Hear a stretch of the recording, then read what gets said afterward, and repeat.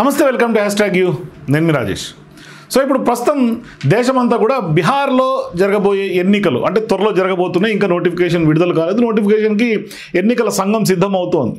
So ఇటువంటి తరుణంలో ఇప్పుడు అక్కడ బలాబలాల గురించి అట్లాగే అన్ని రాజకీయ పార్టీలు కూడా ఎత్తుకు పై ఎత్తులతో బీహార్లో దూసుకెళ్తున్నటువంటి సందర్భాలు ఉన్నాయి. అయితే ఇక్కడ ప్రధానంగా ఇప్పటిదాకా బీజేపీ కాంగ్రెస్ పార్టీ ఇక్కడ ప్రధానమైనటువంటి పోరు కూడా సేమ్ ఎన్డీఏ ఇండియా కూటముల మధ్య కనిపిస్తోంది. కానీ ఇక్కడ ఎవరు ఊహించినటువంటి విధంగా ఇతర ప్రాంతీయ పార్టీలతో ధీటుగా ప్రశాంత్ కిషోర్ కొంత సీన్లోకి కొంత డిఫరెంట్గా ఎంట్రీ ఇచ్చారు. అంటే ఇప్పుడు అందరూ కూడా ప్రశాంత్ కిషోర్ గురించి మాట్లాడుకుంటున్నటువంటి పరిస్థితి. అయితే ప్రశాంత్ కిషోర్ ఒకప్పుడు రాజకీయ వ్యూహకర్తగా ఉన్న సందర్భంగా గతంలో నరేంద్ర మోదీని గెలిపినటువంటి సందర్భాలు ఉన్నాయి, వైఎస్ జగన్మోహన్ రెడ్డిని గెలిపించినటువంటి సందర్భాలు ఉన్నాయి. ఇప్పుడు ఆయన బీహార్లో స్వయంగా జన్ స్వరాజ్ పార్టీ పేరుతో ఆయన రాజకీయాలకు తిరంగేట్రం చేశాడు. సో ఇటువంటి సందర్భాల్లో ఇప్పుడు ప్రశాంత్ కిషోర్ ఏం చేయబోతున్నాడు? సో ఇప్పుడు బీహార్ పిక్చర్లో పీకే ఏం చేయబోతున్నాడు అంటే ఇక్కడ పీకే మరి నిజంగానే పీకే గెలిచే సత్తా ఉందా, అధికారం ఫామ్ చేసే సత్తా ఉందా, మరో అరవింద్ కేజ్రీవాల్గా మారి ఢిల్లీలో ఏ విధంగా అయితే కొంత చరిత్ర తిరగరాశాడో ఆ వ్యవహారం ప్రశాంత్ కిషోర్కు ఉందా అంటే అది బీహార్ ప్రజలు డిసైడ్ చేయాలి. కానీ ఇప్పటికున్నటువంటి సర్వే లెక్కల ప్రకారం ప్రశాంత్ కిషోర్ ఒంటరిగా అధికారాన్ని ఫామ్ చేసే సత్తా అయితే కనిపించట్లా. సర్వే రిజల్ట్స్ ప్రకారం అయితే వస్తున్నటువంటి అనేక సర్వేలు, గతంలో మనం ఆత్మసాక్షి చూసాం, చాణక్య చూసాం, ఇట్లా చాలా సర్వేలు చూసాం.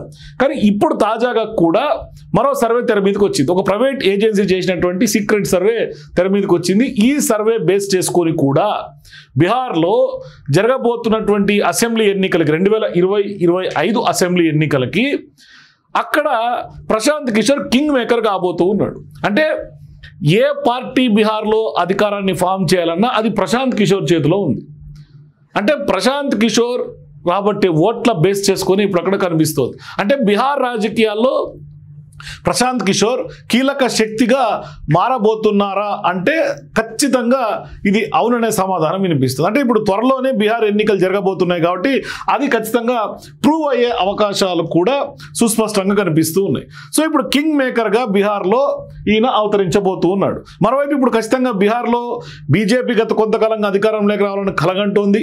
మోదీ ఒక విప్లవాత్మక నిర్ణయం కూడా త్వరలోనే బీహార్లో ప్రకటించే అవకాశం ఉన్నట్లుగా కూడా పెద్ద ఎత్తున ప్రచారం జరగబోతా ఉంది. సో ఇప్పుడు ఎన్నికల బరిలో ప్రధానమైనటువంటి పార్టీలు కూటములన్నీ కూడా కొంత హోరాహోరీ పోరులో తలపడుతున్నటువంటి నేపథ్యంలో బీహార్లో గట్టి పోటీ నెలకొన్నటువంటి సందర్భంగా ఇప్పుడు పీకే మద్దతు ఎవరికి దక్కితే వారిదే అధికార పీఠం చేజిక్కించుకునే అవకాశాలు కనిపిస్తుంది.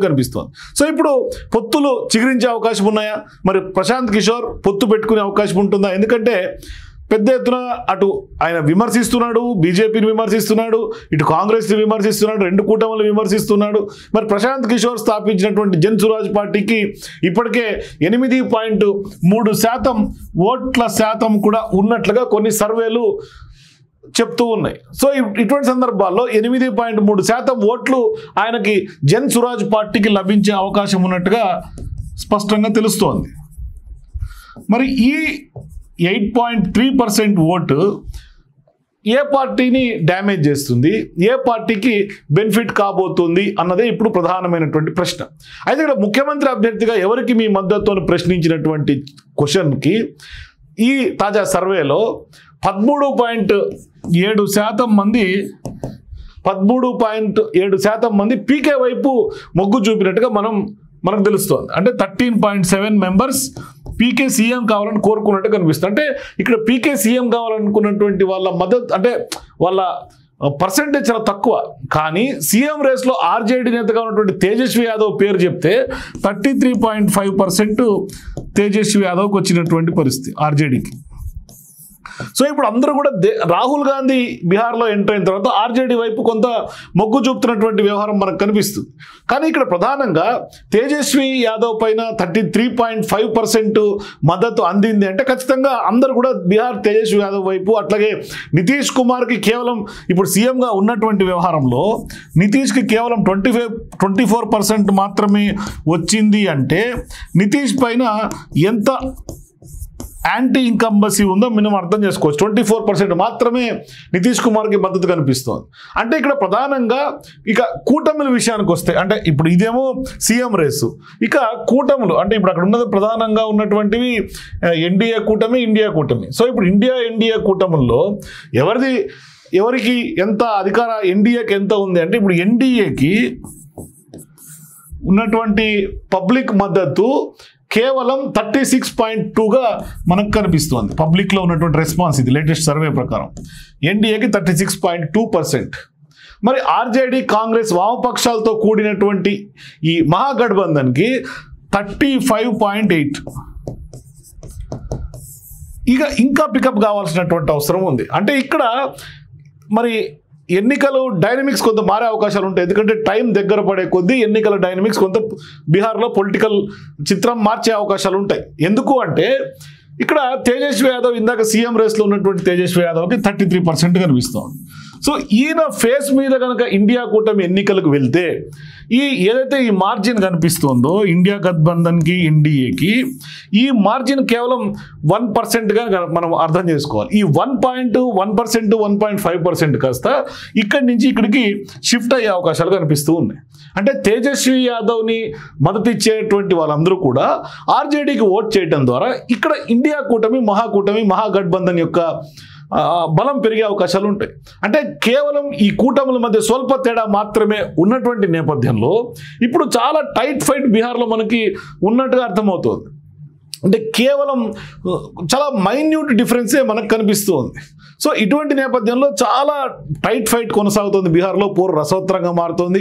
మరి ఈ ఎన్నికల్లో ప్రధానంగా మనం కనుక చూస్తే ఇప్పుడు దాకా వచ్చినటువంటి సర్వేలు కానీ అక్కడ ఉన్నటువంటి పబ్లిక్ ఇష్యూస్ స్టడీ చేస్తే కేవలం అన్ఎంప్లాయ్మెంట్, అట్లాగే ఓటర్ల జాబితా సవరణ వంటి అంశాలే ఇప్పుడు తీవ్రమైనటువంటి ఇంపాక్ట్ ఈ ఎన్నికల్లో చూపే అవకాశం ఉన్నట్టుగా ఇప్పటికే సర్వేలు తేల్చినాయి. అట్లాగే అక్కడ ఉన్నటువంటి ఈ సమస్యలు ఎన్నికల ఫలితాలు నిర్దేశించే కీలక అంశాలుగా మారతాయా లేదా అన్నది కూడా $1 మిలియన్ క్వశ్చనే మళ్ళీ. అయితే ఇక్కడ ఇటువంటి సందర్భాల్లో ప్రధాని నరేంద్ర మోదీ ఒక రకంగా చెప్పాలంటే ఆయన ఏ ఎన్నికనైనా ఇట్టే మార్చేయగల శక్తి. ఇప్పటికే ఆర్ఎస్ఎస్ రంగంలో దిగి కొంత గ్రౌండ్ లెవెల్లో బీహార్లోకి చొచ్చుకెళ్తుంది అనే వార్తలు కూడా వినిపిస్తూ ఉన్నాయి.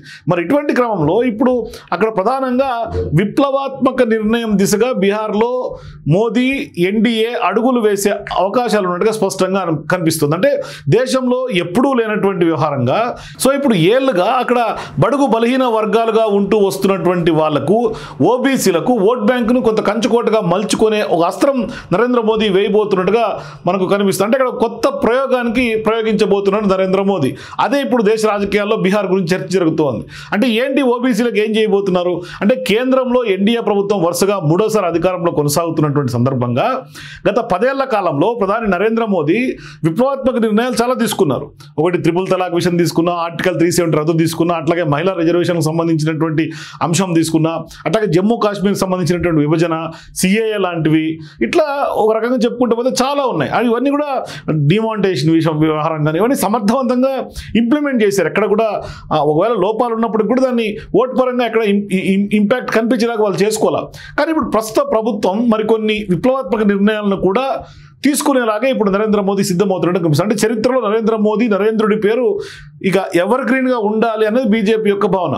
అందులో భాగంగానే ఇప్పుడు బీసీలకు అక్కడ 46% ఓట్ బ్యాంకు, ఓబీసీలకు బీహార్లో 46% రిజర్వేషన్ ప్రకటించే పరిస్థితి ఉంది అనే చర్చ జరుగుతోంది. అంటే ఆ దిశగా బీజేపీ కొంత పావులు కలుపుతున్నట్టు తెలుస్తోంది. అంటే ఇప్పుడు 46% రిజర్వేషన్లు కల్పించేందుకు ప్రయత్నాలు బీహార్లో స్టార్ట్ అయినాయి. అంటే ఇక్కడ ఓట్ బ్యాంక్ పాలిటిక్స్ని కొంత బీజేపీ, నరేంద్ర మోదీ, అమిత్ షా వంట పట్టించుకున్నట్టుగా ఎవరు వంట పట్టించుకోలే.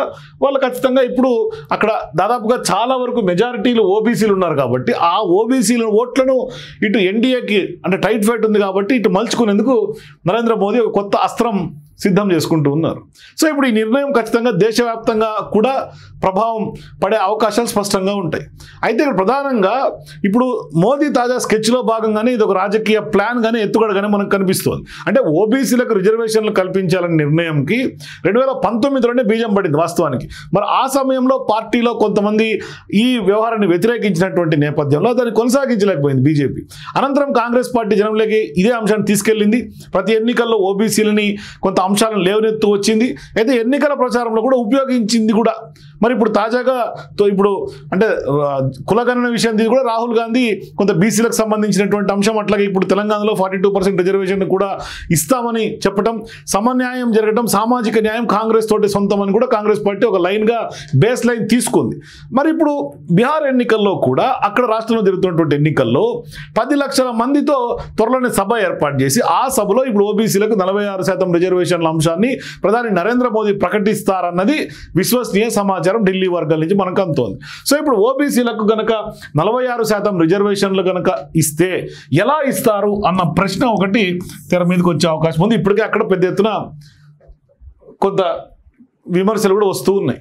అయితే ఇక్కడ ప్రధానంగా బీహార్లో ఇప్పుడు 46% రిజర్వేషన్ ఇచ్చి బీహార్లో ఎన్డీఏ ఎన్నికలకు పోతే మరి ఏ విధంగా అమలు చేస్తారన్న విషయంలో కూడా ఇంకా స్పష్టత రాలేదు, కానీ క్లారిటీ ఇవ్వాల్సినటువంటి అవసరం అయితే ఉంది. కానీ ఎన్నికల సమయంలో దీని ఒక బ్రహ్మాస్త్రంగా మార్చుకునే అవకాశాలు ఆ దిశగానే బీజేపీ పెద్దలు కొంత కేంద్రంలో ఉన్నటువంటి వాళ్ళందరూ కూడా ఆలోచిస్తున్నట్టుగా రాజకీయ వర్గాలు టాక్ అయితే నడుస్తుంది. కానీ ఎందుకు 46% బీహార్లో వీళ్ళు ఇంప్లిమెంట్ చేయబోతున్నారంటే ఇక్కడ 85% కొంత బీసీలే ఉన్నారు. బీహార్లో ఓబీసీలు ఎక్కువ, 85% బీసీలే ఉన్నారు. సో ఇప్పుడు వివిధ రాష్ట్రాల్లో బీజేపీకి అండగా కూడా ఇప్పుడు ఓబీసీలు ఉన్నారు. అది ఎక్కడెక్కడ అంటే మనకు హర్యానా కానీ, మహారాష్ట్ర కానీ, ఢిల్లీ కానీ, యూపీలో కానీ ఇక్కడంతా కూడా కొంత ఓబీసీల ఓట్ బ్యాంక్ ఎక్కువ. సో ఇటువంటి నేపథ్యంలో బీహార్ రాష్ట్రంలో ఎన్నికల సమయంలో ఓబీసీలకు 46% రిజర్వేషన్ల అంశం కొంత అది పరిమితం కాకుండా దేశవ్యాప్తంగా కూడా ఇంప్లిమెంట్ చేయాలనే ఆలోచనలో కూడా బీజేపీ ఉన్నట్టుగా కనిపిస్తోంది. ఈ విషయంపైన చర్చ జరగాలని, మరి ఇప్పుడు దేశవ్యాప్తంగా ఓబీసీ ఓట్ బ్యాంక్ని బీజేపీ వైపు తిప్పుకుంటే ఖచ్చితంగా ఒక బీజేపీ బిగ్ సక్సెస్గానే ఫ్యూచర్లో ఉండే అవకాశం ఉంటుంది. భవిష్యత్తులో ఓబీసీల రిజర్వేషన్ కల్పించినటువంటి వ్యవహారంలో నరేంద్ర మోదీ ముద్ర కూడా కొంత చెరగకుండా పడే అవకాశాలు కూడా ఉంటాయి. అంటే చిరస్మరణీయంగా ఉంటుంది అని వాళ్ళు ఆలోచిస్తున్నారు. ఇక్కడ చిరస్మరణీయంగా ఉంటుంది అని బీజేపీ ఆలోచిస్తుంటే ఇక్కడే కాంగ్రెస్ పార్టీ ఇరకాటంలో పెట్టే ప్రయత్నం కూడా చేస్తుంది. అది ఎట్లా ఇరకాటంలో పెడితే నెక్స్ట్ వీడియోలో మీకు చెప్పే ప్రయత్నం చేస్తా.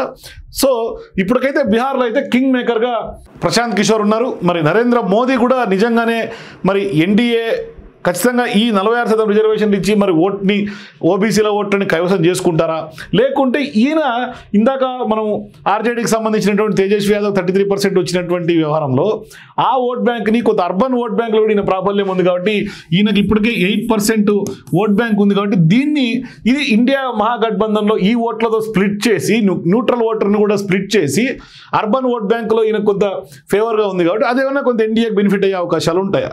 సో ఇదంతా కూడా బీహార్ కొంత డైనమిక్స్ అయితే మారుతున్నాయి, పొలిటికల్ డైనమిక్స్.